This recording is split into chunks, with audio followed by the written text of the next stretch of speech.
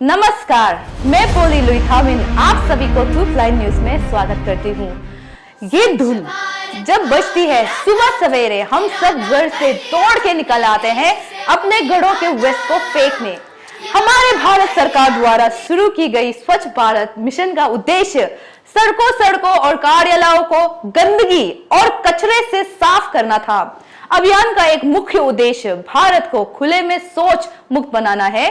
ग्रामीण शहरी घरों में घर घर कचरा संग्रहण स्थापित करना और इसका सुरक्षित निपटान सुनिश्चित करना है।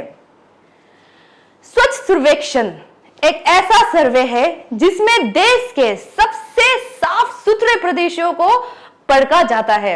यह सर्वे मिनिस्ट्री ऑफ अर्बन डेवलपमेंट द्वारा आयोजित किया जाता है। हाल ही में 2020 को हमारा capital city Itanagar top 10 rank में अपने लिए जगह स्थापित की थी। सबसे साफ सुथरे लिस्ट में नहीं बल्कि सबसे गंदे शहरों के लिस्ट में। अरुणाचल प्रदेश के गृह मंत्री बामंग फेलिक्स ने इस सर्वे को देखते हुए कहा कि ईटानगर को सबसे गंदे शहरों की लिस्ट में शामिल किया गया है और अब समय आ गया है कि हमें अपने राजधानी को इस टैग से हटाने के लिए एकजुट होकर प्रयास करना चाहिए। 3 साल हो गए उस सर्वे को हुआ। हमने आज जानने की कोशिश की कि सरकार म्युनिसिपल क्या कर रही है। हमारे कैपिटल ईटानगर को सबसे गंदे शहरों के लिस्ट से हटवाने के लिए स्वच्छ भारत मिशन कहां तक इंप्लीमेंट हुआ, ये हम वीडियो के माध्यम से आप सभी को दिखाने की कोशिश करेंगे।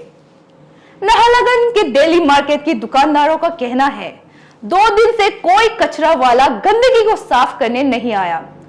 धूप आने के कारण बदबू बहुत फैल गई है कि वो खुद खाना भी नहीं खा सकते हैं। हम लोग का इधर ये डेली नहीं आता है ना, और ये म्युनिसिपल का ये एक गाड़ी रख देता है ना, ये रख देने से भी और डेली कचरा नहीं उतारता है। और गाड़ी भी इतना छोटा है कि कचरा पुल होके बाहर में रखना पड़ता है, इसलिए और सफाई वाला भी कोई लेबर भेजता नहीं है म्युनिसिपल से। और ये ड्राइवर भी बोलता है कोई लेबर नहीं भेजता है, हम जो गाड़ी में है उसको फेंकेगा बोल के ऐसे होता है। और 2 दिन हो गया आज कचरा नहीं होता है। आप लोग से पैसा लेते हैं क्या? हाँ, हर महीना हम लोग पैसा देता है। कितना हम लोग 100 रुपीज़ करके देते हैं। 100 रुपीज। हाँ। और यहाँ में कुल मिला के ऐसे मोटामोटी कितना होगा दुकानदार तो बहुत ज़्यादा है इधर में। ये सब 100 देते हैं ना? हाँ, सब लोग 100 रुपया देता है। और ये डेली आने से ठीक है। हम लोग का ये रिक्वेस्ट है कि म्युनिसिपल को ना हम लोग का इधर मेन मार्केट में ये एक बड़ा गाड़ी भेजे और साथ में उतारने वाला ना पोकलेन का ये जेसीबी का साथ में दीजिए और डेली उतारने से अच्छा रहेगा। और जमा हुए कचरों से हम इंसानों को ही सिर्फ परेशानी नहीं होती, पशु पक्षी भी इनका शिकार होती हैं। कई स्कूल के बच्चे इन कचरों वाली गली से गुजरते हैं। इन जमा हुए कचरों से बहुत बुरा बदबू आता है। इन गंदगी से कई बीमारियां फैलती है। चाहे आप कितने भी खूबसूरत घर बना लो, अगर ऐसा कचरा आपके घर के पास हो तो आपके घर को भी गंदी कर देती है। अब देखिए वॉल ऑफ हार्मनी के बगल में ही वेल ऑफ कचरा दिखाई देंगे आपको। ये नजारा C sector Itanagar chief secretary के बंगलों के गेट नंबर 1 के पास का है। लोगों का कहना है कि 5 दिन से इसे कोई कचरा उठाने वाला नहीं आया। उसी और RWD कॉलोनी में भी 3 दिन से कचरा गाड़ी नहीं आया। वहां की एक महिला ने हमें बताया कि ये जो कलेक्शन एरिया है जो हम देख पा रहे हैं, ये भी उन्होंने कॉलोनी वालों ने मिलकर खुद से बनाया है ताकि सैनिटेशन गाड़ी जब भी आए तो उन्हें आसानी हो इन कचरों को ले जाने में। ये कितना दिन हो गया ये जो कचरा जो बैठाला? अभी 4 दिन हो गया होगा ना, 4-5 दिन हो गया। 4-5 दिन हो गया, आया ही नहीं, आता ही नहीं है। हफ्ता को एक बार आता है और कभी कभी एक हफ्ता कभी नहीं आता है। और सिर्फ सेक्रेटरी का घर सामने फिर भी इतना गंदा, हम लोग तो नीचे रास्ता जाता है, जाने भी नहीं सक रहा है, आने भी। और बच्चा लोग इतना ये तकलीफ होता है आने जाने में ना, इसको सेकने से जैसे भी ये डेली आने से अच्छा है, क्योंकि सीएस का भी रेसिडेंट सामने है ना, ये जगह में इतना रखने अच्छा नहीं लगता है। तो ये सब कलेक्शन एरिया म्युनिसिपल को बनाना चाहिए। यहाँ तो देखो उल्टा कॉलोनी वाले मिलकर बना रहे हैं। और इसी तरफ C sector Itanagar BSNL office के सामने कचरा का ढेर जमा है और ये इनके आसपास बहुत सारे ऑफिसेस हैं। और बहुत सारे रेसिडेंट्स और दुकान भी है। और यहाँ भी 5 दिन से कोई साफ करने नहीं आया।